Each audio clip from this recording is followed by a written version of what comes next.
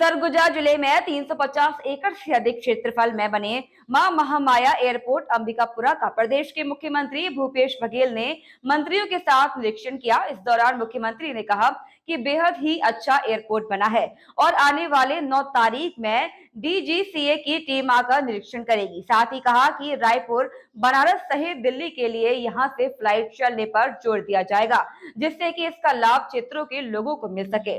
वहीं भाजपा के लोगों ने यह आरोप लगाया है कि एयरपोर्ट की योजना केंद्र सरकार की है, जिसमें कांग्रेस अपना श्रेय ले रही है।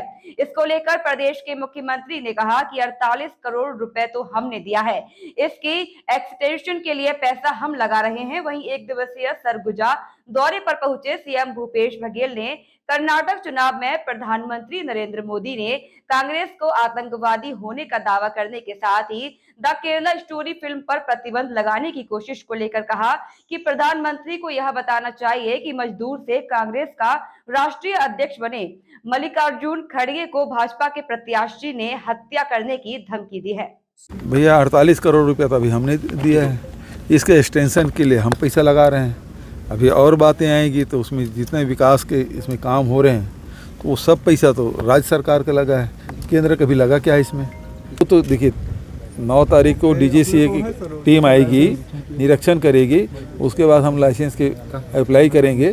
तो लाइसेंस जैसे अप्लाई करेंगे 25 दिन के भीतर में वो लाइसेंस मिल जाएगा और फिर ये उड़ान के लिए तैयार हो जाएगा। रनवे का निरीक्षण किया, उसमें कमी पाई क्या आपने? कोई कमी नहीं, बहुत सुंदर बने। पहले तो हम लोग आते थे तो फिर थोड़ा सा अप डाउन था जी। पहले भी हम लोग उतरे हैं इस रनवे में, लेकिन उसे बड़ा किया गया, 1200 से अब 1800 हो गया। तो ये थोड़े बढ़ाने की आवश्यकता है जब बड़े प्लेन के लिए। तो सवाल और फिर नाइट लैंडिंग के लिए जब प्लेन और ज़्यादा उतरने लगेंगे, डिमांड बढ़ेगी, तो फिर नाइट लैंडिंग की भी व्यवस्था करनी पड़ेगी। तो विकास के बहुत सारे अभी काम है, लेकिन शुरुआत में 72 सीटर भी उतरता है तो हमारे सरगुजा के लिए बहुत ही बड़ी उपलब्धि है। और इसके लिए सभी जनप्रतिनिधियों को बहुत बधाई देता हूं, अधिकारियों को बधाई देता हूं कि रिकॉर्ड टाइम में सभी काम किया। प्रधानमंत्री ने कर्नाटका में कहा है कि कांग्रेस टेररिस्ट के साथ है, क्या लगता है किस तरह से फिल्म भी रिलीज हो इसको लेकर? प्रधानमंत्री जी को ये बताना चाहिए कि जो मजदूर से कांग्रेस के राष्ट्रीय अध्यक्ष बने मल्लिकार्जुन खड़गे जी, भारतीय जनता पार्टी के प्रत्याशी, उनके हत्या करने की धमकी दी है।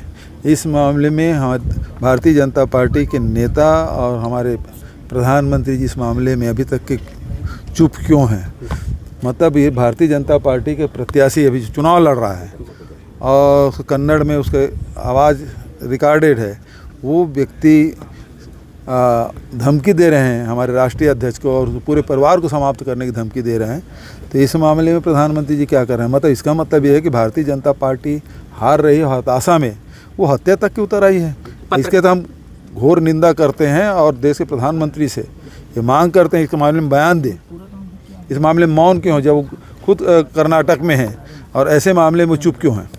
ये महामाया एयरपोर्ट बहुत सुंदर बन पड़ा है और बहुत रिकॉर्ड समय में बना है। सभी निर्माण एजेंसियों को मैं बधाई देता हूं, जिला प्रशासन को भी बहुत बधाई देता हूं, यहाँ के जनप्रतिनिधियों को भी बधाई देता हूं, जिन्होंने लगातार यहाँ की डिमांड की और रिकॉर्ड समय में बना और बहुत बढ़िया एयर स्ट्रिप और एयरपोर्ट बन पड़ा है। जो हमारे बिलासपुर या जगदलपुर उसके मामले में कई सुविधाएँ यहाँ अधिक है।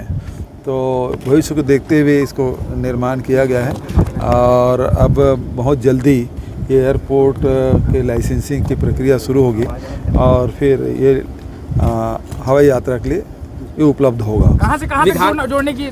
देखिए मेरा तो सुझाव ये है कि दिल्ली है, रायपुर है, राजधानी जुड़े, बनारस जुड़े।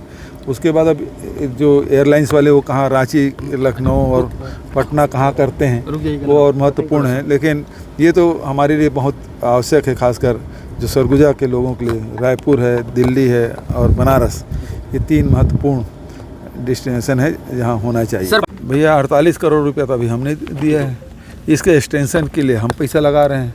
अभी और बातें आएंगी तो उसमें जितने विकास के इसमें काम हो रहे हैं तो वो सब पैसा तो राज्य सरकार का लगा है, केंद्र का भी लगा क्या है इसमें। तो देखिए 9 तारीख को डीजीसीए की टीम आएगी, निरीक्षण करेगी, उसके बाद हम लाइसेंस के अप्लाई करेंगे।